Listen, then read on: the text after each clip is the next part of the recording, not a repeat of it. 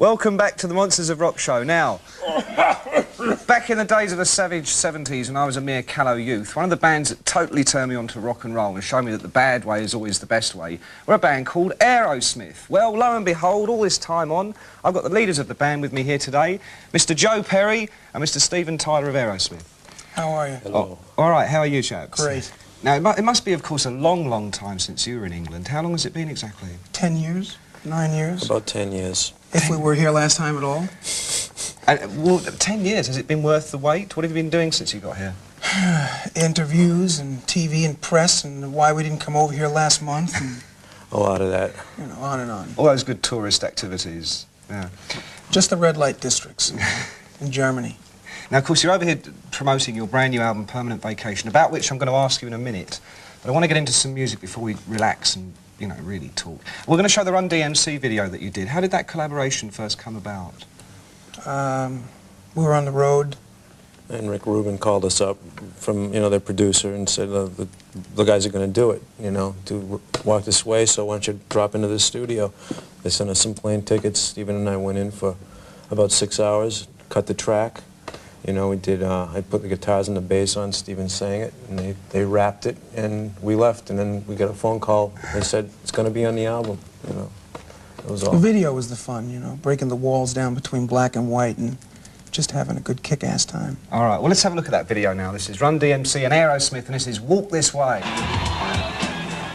Run DMC and Aerosmith, as if you didn't know, and Walk This Way. Now, of course, what a lot of people don't realise, our younger viewers anyway, is that Walk This Way, of course, was an original track by you from your Toys in the Attic album, which is way back in 1975, I think. Way back. Yeah. Do you have a favourite version? Do you still prefer the original, or do you think the new one's a good go at it? This was fun. It's like you were saying, a lot of people, a lot of the hardcore fans like to take the piss out of it, but all in all, it was fun to do. Like I said, we broke down the walls. It's great when you watch it back. And if they don't like it, well, the hell with you. I could see if we went out and incorporated LL Cool J and a bunch of other people to help us on our record, you know what I mean? But, like, just listen to Hearts Done Time on a new record, and that's like, it shows we haven't, we do that well, too, Just another piece. Because, way back in the days before anybody had ever heard of Run DMC, you boys were selling millions and millions of albums all over America and the world, weren't you? In fact, there's a lot of wild stories about you from those days, one of which I wanted to ask you about. Apparently, back in 76 or 77 in America, when you were touring stadiums, you all used to have separate dressing rooms, and you were all picked up by a limousine and driven to the stage. Is that true? Only in the big shows. One limousine each, of course. Well, right. I noticed you didn't get a limousine down from the dressing room down to the set today. That's okay. We've come a bit of a way since then. It's like, whoever had the designer drug for the evening, didn't want the other person to know about it, but like I said, that was a long time ago, and this is now. Right. But there are some terribly funny stories from that. Apparently you used to earn $1 million a month just from your shows, is that right? God, yeah, I wish. Oh, really? I bet it wasn't far from that. Well, our managers did. I don't know what we made, So, yeah, there's some good stories. Do you see the band as completely different now from the way it was in the 70s? It's the same people, but is it a different operation these days? It feels to me like it was when we first came out with the first couple of records. Like the Done With Mirrors record felt to me like the first Aerosmith record, and now the Permanent Vacation is making a natural progression, It feels like that. All right. Now, we haven't had any of the new album on the show yet, so let's have a look at the first single from that album. This is Aerosmith and Dude Looks Like a Lady. Dude Looks Like a Lady, the brand new single by Aerosmith, and that there was the slightly edited version of the track. Right, boys, what are we missing? What didn't we see there? A bit of tail feathers.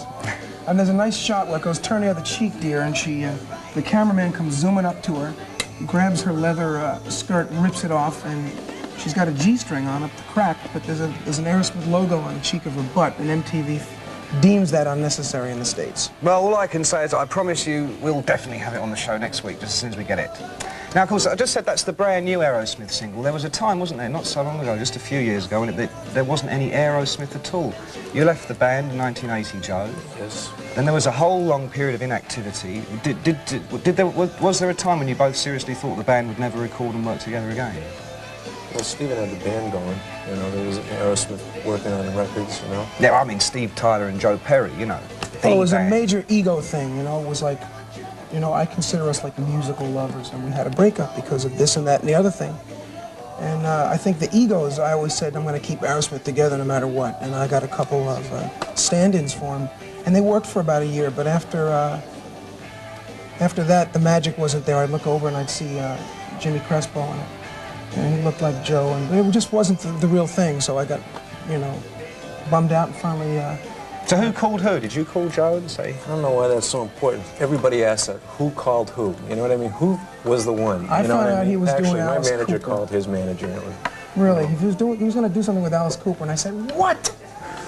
How could someone from and I was going, what am I Aerosmith? doing? What am I going to play with Alice? I mean, Alice is great, you know, but I mean, I'm going, my band is happening, you know what I mean?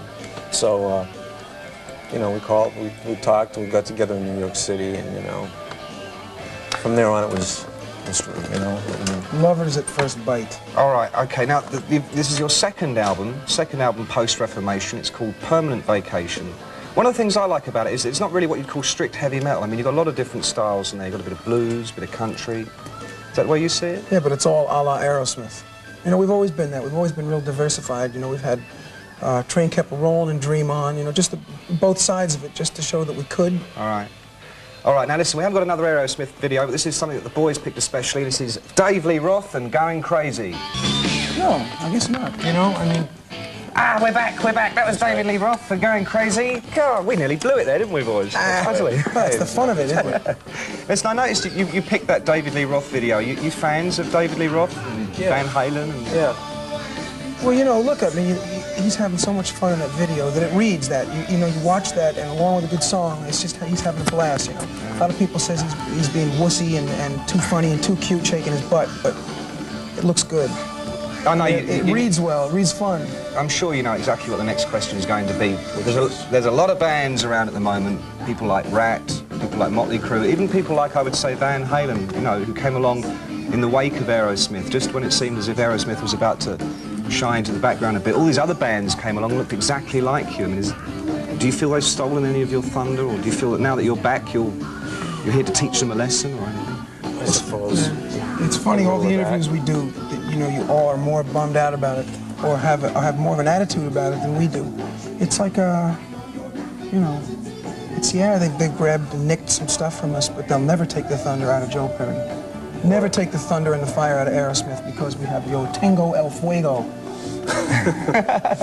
Toxic Twins are on tour again. All right. Well, listen, you say when you're on tour. When are you going on tour? And you haven't even played over here for 10 years. When can we expect to see you playing in Britain and Europe? Straight answer now. In fact, we talked to our agents this weekend. We're gonna try and come over in February, but I know we'll be over in June. I know for sure. June? In June. Right, that's when my birthday is. I'm holding these boys to it. We're going to say goodbye to them in a minute, but before we do, I've got to give you the address caption, so I know absolutely thousands of you are out there waiting to write in. And it's Mick Wall, Monsters of Rock Show, Skytrax, 87 St John's Wood Terrace, London, Northwest 8, 6PY, England. That's the Monsters of Rock Show, Skytrax, 87 St John's Wood Terrace, London, Northwest 8, 6PY, England. My thanks to my guests today. It's been a real pleasure meeting these guys at last. And if they don't come back over in June, I'm going to want to know why. Joe Perry, thank you very much. Good luck with your tour. Thank you. Steve Tyler, thank you too. All right, the end of another show. Oh, we've had enough anyway. We're off. Keep writing in, keep watching, and this is the Sleaze Bees and Girls, Girls, Nasty, Nasty.